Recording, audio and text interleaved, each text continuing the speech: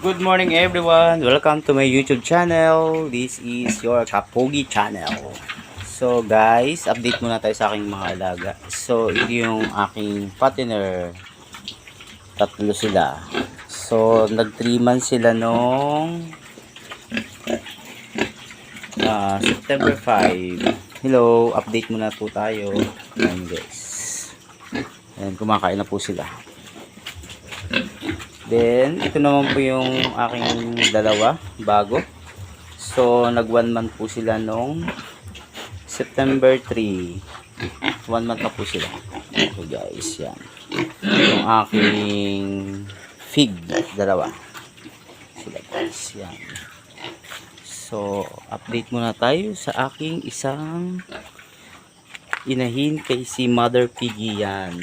Malapit na po siya mag-give birth ngayong September 15. So, update po tayo. Bali, isang linggo na lang tayo mag-aantay sa kanila. Guys. Ayan guys.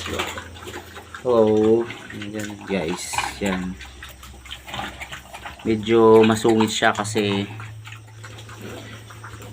first time niyang magbuntis. Kaunahan niya. Ayan guys. Ayan guys. So, yan. Aking mga alaga. So,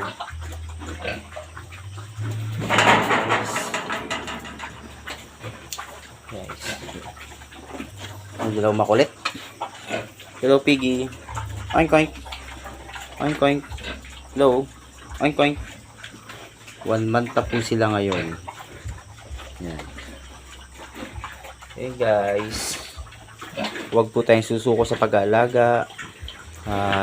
Kasi lahat po ng part ng province ng Batangas ay nadali ng ESF.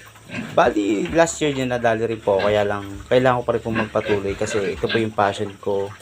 So dapat tayong mag-ingat, huwag tayo basta-basta magpapapasok na kung sino man tao sa ating bakuran o sa nalaga natin mga baboy para iwas sa mga virus. Yung number 1 po. So yun ang kailangan natin. So kailangan nating pag-ingatan ng ating puhunan. So napakahirap po talaga mag-invest lalo na sa baboy. Ang daming nalulugi, pero dahil sa kailangan nating ipagpatuloy, laban lang. Ayan guys, yun. So yan po yung ating alagang pig. So Piggy, sana maging magandang panganak niya at makaiwas sa mga virus. Talaga namang kawawa ng ating mga kahag-racer. Talaga namang bugbog na sa gastusin. Kaya laban lang po tayong lahat.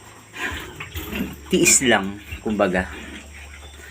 At darating sa panahon natin, tayo naman ang kikita ng maganda at mababawi natin lahat ng ating pinaghirapan. Lahat po tayo may dinadalang pagsubok.